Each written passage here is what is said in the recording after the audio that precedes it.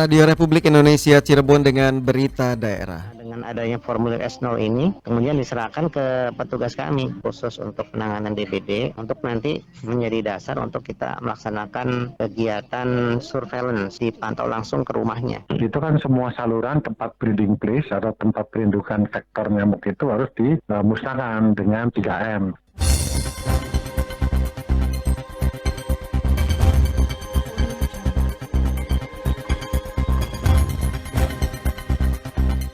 Sari berita, masyarakat harus waspada terhadap penyakit demam berdarah DBD. Dinas Kesehatan Kota Cirebon meminta warga waspadai penyakit saat pancaroba. Bersama saya Nono Kartono, inilah berita daerah selengkapnya.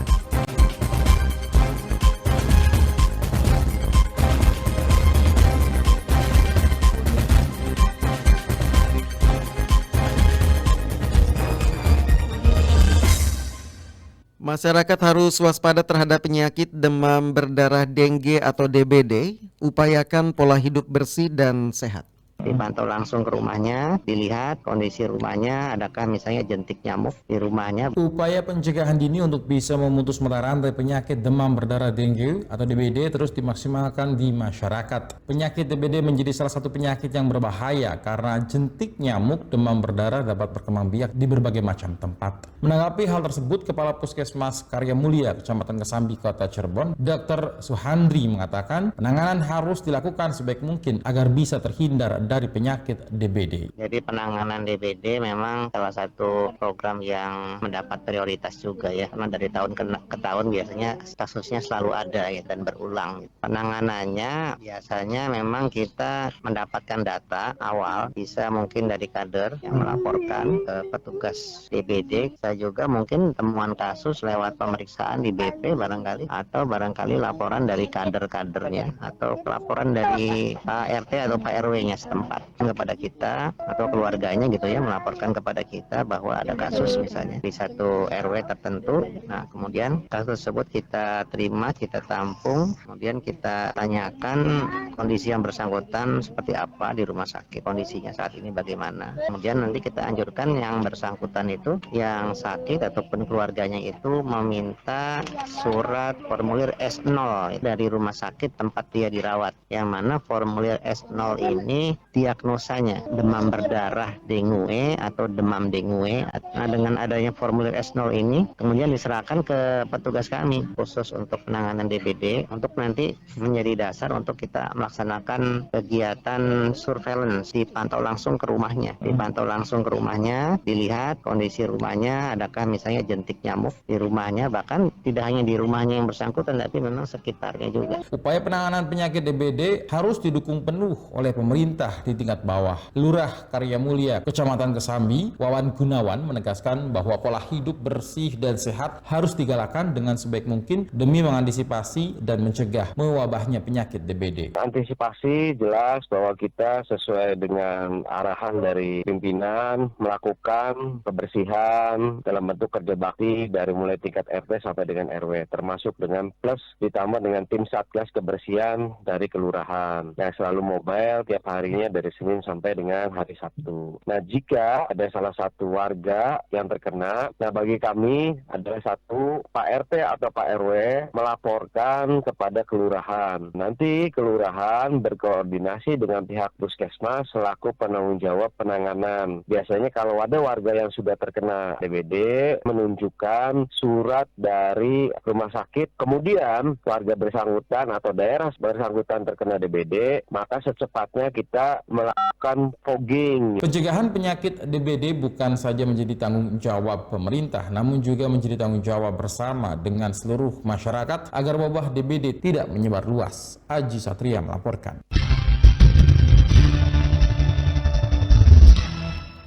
Berikut pendapat masyarakat mengenai bagaimana upaya masyarakat dalam mencegah penyakit DBD. Saya Veronica, saya mahasiswi. Menurut saya antisipasi agar terhindar dari penyakit demam berdarah itu yang pertama pasti kebersihan lingkungan. Jadi dari mulai sampah, jangan ada sampah yang menumpuk. Juga kita harus periksa tempat-tempat penampungan air. Jadi jangan sampai di situ tuh jadi titik berkumpulnya jentik-jentik nyamuk. Yang kedua juga harus pakai obat anti nyamuk atau kalau tidur tuh pakai kelambu. Jadi untuk meminimalisir adanya nyamuk yang datang. Saya Pak Sudiana. Saya dari Gria Caraka. Memang kita harus perlu bersih-bersih di dalam rumah, Mas, terutama lingkungan kita. Lingkungan kita ini mungkin seperti air menggenang atau selokan-selokan yang kotor, terus kamar-kamar yang tadinya banyak gelantungan kain-kain perlu kita bersih-bersihkan semua, terutama air-air yang di sekitar perumahan kita itu, di lingkup kita, karena itu mengandung sangat berbahaya. Kalau untuk nyamuk bertelur di situ kan nanti menimbulkan perkembangannya nyamuk yang bisa menyebarkan lebih, makanya kita harus bersih-bersih intinya lah. Nama saya Yulfausnia Ramawati, saya mahasiswa Universitas Swadaya Gunung Jati semester 2. Oke, pendapat saya tentang menangani demam berdarah. Yang pertama, hidup bersih aja, tetap menjaga kebersihan, jangan biarin air itu menggenang agar nyamuk tidak bisa berkembang biak.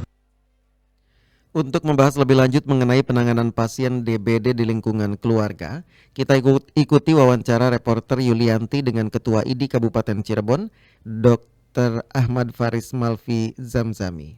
Menyikapi adanya perubahan cuaca atau pancaroba dari sisi kesehatan, apakah DBD yang umum di masyarakat ini hanya menyerang anak-anak nih dokter? DBD memang belakangan ini mulai muncul, tidak hanya pada anak ya. Beberapa waktu yang lalu saya mendapatkan pasien justru dalam keadaan hamil, remaja dan dewasa. Ini tentunya jadi kewaspadaan kita semua ya, dan perhatian kita semua bahwa masih di masa pandemi menuju transisi ke endemi, penyakit-penyakit seperti DBD dan infeksi tropis lainnya seperti demam tifoid ini betul menjadi perhatian. Tadi betul kelihatan memang perubahan iklim salah satu pencetusnya juga. Banyak literasi mengenai bagaimana cara menangani DBD sejak awal kepada masyarakat. Namun yang terpenting bagaimana penanganan pasien DBD ini di lingkungan keluarga dokter. Kondisi gawat darurat sebelum dibawa ke rumah sakit. Tentunya kalau kita bicara DBD ini kan ada ya di beberapa derajatnya lah. Katakanlah ringan, sedang, ada yang berat. Yang perlu menjadi perhatian kalau misalkan satu sudah ada muncul kesadarannya sudah tidak penuh, nah itu harus segera dibawa ke rumah sakit. Kemudian juga kalau misalkan muntah-muntah, itu juga risiko dehidrasi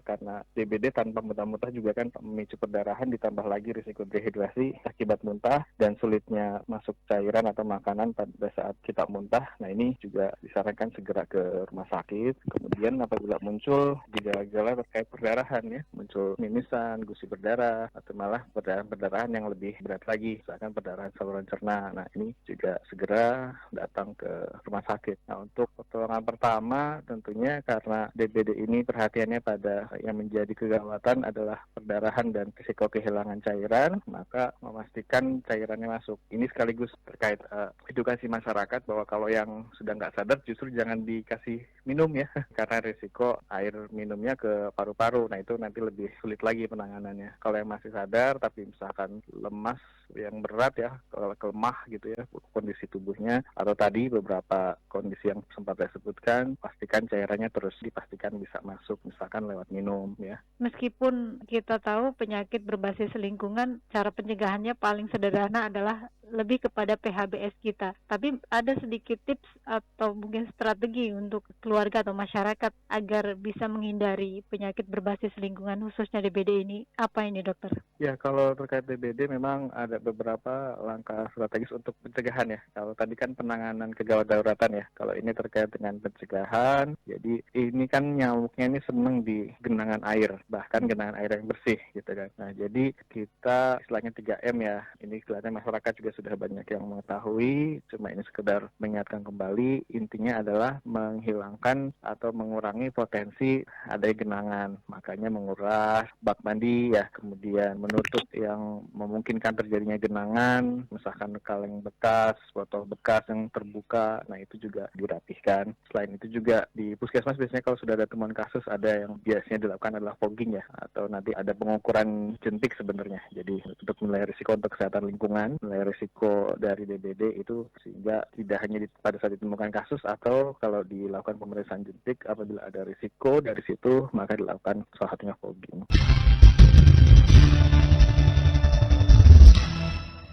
Sebanyak 16 titik ruas jalan di tol Cikopo Palimanan, Cipali direkonstruksi seperti di kilometer 133, kilometer 136, kilometer 137, kilometer 141, dan kilometer 144. Dan pekerjaan rekonstruksi rigid pavement dilakukan di beberapa titik, mulai dari kilometer 76 sampai dengan kilometer 188 arah Jakarta dan Cirebon. Direktur Operasi Astra Tol Cipali Agung Prasetyo mengatakan pemeliharaan jalan merupakan upaya untuk memberikan layanan terbaik kepada pengguna agar dapat berkendara dengan aman dan nyaman. Meski pekerjaan hingga bulan Oktober 2022 tidak ada penutupan jalan dan tol Cipali beroperasi normal. Ia menyiapkan mitigasi risiko mulai dari pengalihan arus lalu lintas yang terdampak sebelum area kerja, mempersempit area kerja, memastikan keamanan dan keselamatan di sekitar lokasi, menyiapkan rambu-rambu pengamanan sesuai standar, menyiagakan petugas pengaturan lalu lintas dengan protokol kesehatan yang ketat. Selain itu juga untuk memastikan informasi pekerjaan rekonstruksi diterima dengan baik oleh pengguna jalan, Astra Tol Cipali telah melakukan sosialisasi dengan memasang media luar ruang berupa spanduk imbauan pekerjaan, variable message, dan melalui media sosial Astra Tol Cipali.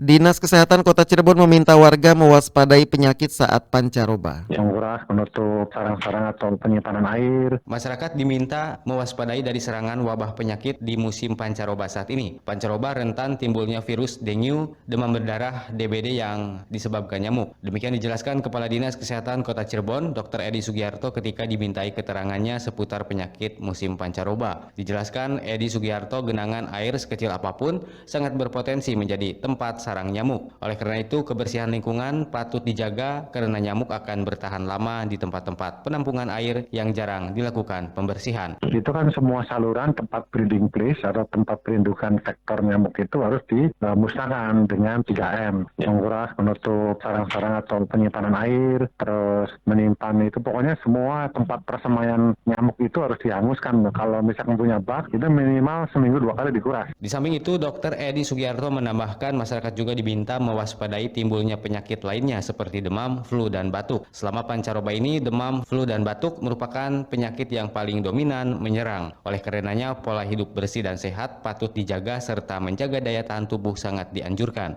Jika terlanjur terserang penyakit, segera periksakan ke puskesmas atau fasilitas kesehatan terdekat. Lengga Ferdiansyah melaporkan. Seluruh pelayanan Perumda Air Minum Tirta Girinata Kota Cirebon mengalami gangguan untuk 14 hari ke depan.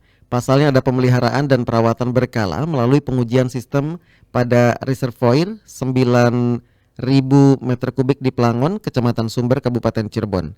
Gangguan berlaku sampai dengan 21 Juni 2022. Namun selama masa pemeliharaan dan perawatan reservoir berlangsung, PDAM tetap berupaya meminimalisir gangguan.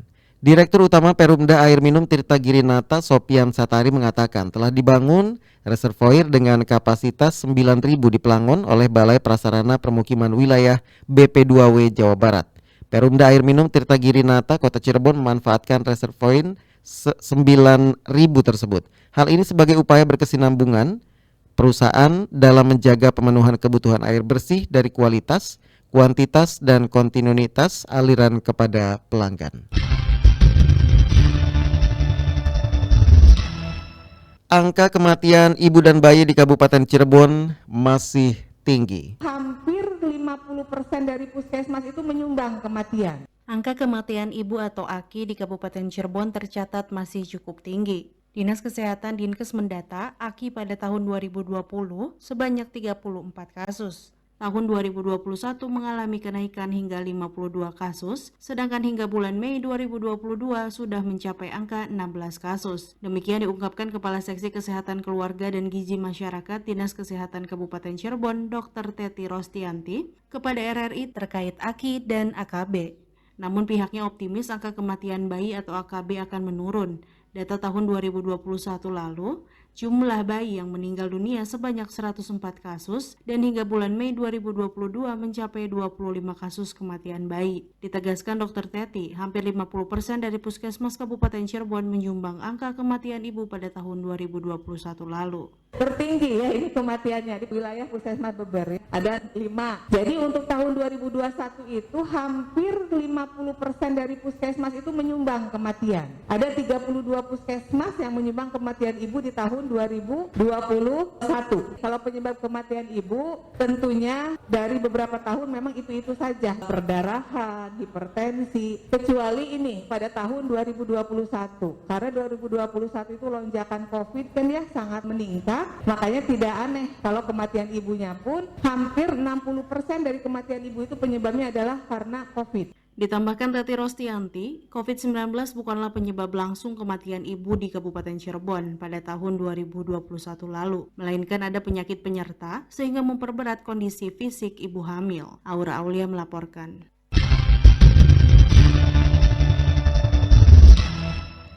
Tradisi kawin cai balong dalam Babakan Mulia Kuringan terus dilestarikan.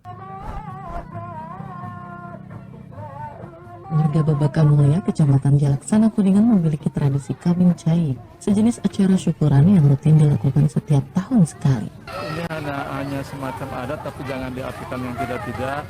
Ini hanya acara memohon syukuran kepada Allah SWT, Tuhan Yang Maha Kuasa, untuk desa Babakan dan sekitarnya di desa tadi, agar supaya air tetap ada, air tetap subur untuk masyarakat Babakan dan sekitarnya. Kawin cai merupakan tradisi turun-temurun warga Babakan Mulia dan sekitarnya yang dilakukan dengan menyampur sumber mata air 7 sumur di objek wisata Cibulan dengan mata air Cikahuripan, objek wisata Balong Dalam. Ya, di sini ada tokoh masyarakat dari Cibulan, dari Babakan Mulia dan sekitarnya. Karena acara ini kan pertamanya ngambil air dari Cibulan, dibawa ke sini, dikawinkan, setelah itu baru kita acara syukuran. Tapi pengertiannya bukannya minta kepada siapa-siapa, yang jelas minta kepada Allah SWT agar air di Babakan tetap ada, dan diminta supaya agar selama ini kan masa ini masih musim kemarau, agar cepat turun hujan lah, intinya seperti itu, sehingga para petani bisa petani dengan baik, masyarakat di rumah-rumah tangga bisa ada airnya, tidak sekarang katanya kalau sekarang ada lagi nunggu beberapa jam baru ada lagi sumbernya, ada itu intinya barangkali. Proses pengambilan air dari Cibulan menuju Balong Dalam ini menjadi banyak perhatian pengunjung karena layaknya calon pengantin, air yang disimpan di dalam kendi diarak menuju sumber mata air lainnya. Ya kan itu desa mungkin karena banyak kegiatan sehingga sekarang hanya disederhanakan, tapi tidak mengurangi maknanya. Iya, sederhana sekali. Agenda tahunan ya, sudah merupakan ada acara kawin cai yang mungkin Pemda juga sudah masuk di sana, bahwa di Balong Dalam ada acara kawin cai yang pernah juga dipraktekkan di pawai alegoris pada saat itu. Usai melakukan upacara kawin cai, panitia menggelar doa bersama secara Islam, mengungkapkan rasa syukur karena meski kemarau, mata air ini tetap mengalir. Di akhir acara, panitia membagikan makanan gratis bagi warga yang menyaksikan acara ini.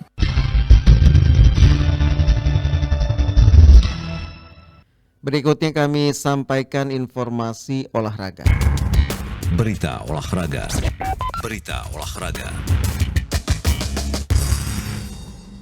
Kegiatan fun bike and aerobik dalam rangka Hari Bayangkara ke-76 tingkat Polres Cirebon Kota berlangsung meriah. Bersama TNI, media, dan juga masyarakat dalam rangka memperingati Hari Bayangkara ke-76. Tercatat 750 peserta yang terdiri dari unsur Polri, TNI, masyarakat, serta para jurnalis meramaikan kegiatan fun bike and aerobik dalam rangka memperingati Hari Bayangkara ke-76 tingkat Polres Cirebon Kota di Grage City Mall kemarin. Kepada RRI di sela kegiatan, Kapolres Cirebon Kota AKBP M. Fahri Siregar mengatakan selain bisa berolahraga dan sehat bugar bersama, melalui kegiatan fun bike and aerobik tersebut bisa meningkatkan jalinan tali silaturahmi dan sinergitas yang optimal ke depannya. Hari ini adalah kegiatan fun bike dan aerobik bersama TNI, media, dan juga masyarakat dalam rangka memperingati Hari Bayangkara ke-76 yang akan diperingati pada tanggal 1 Juli. Di sini wujud kebersamaan kami dengan masyarakat juga TNI dan teman-teman media sebagai bentuk bahwa kami berterima kasih dan berapresiasi apresiasi terhadap dukungan masyarakat kepada kepolisi selama ini.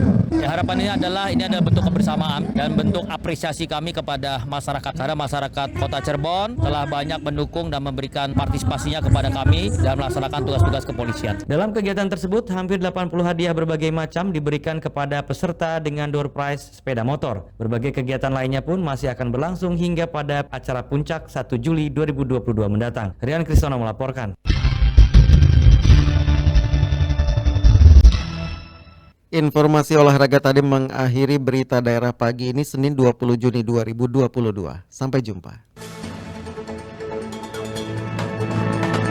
Demikian rangkaian berita aktual pagi ini dalam Buletin Berita Daerah Radio Republik Indonesia Cirebon.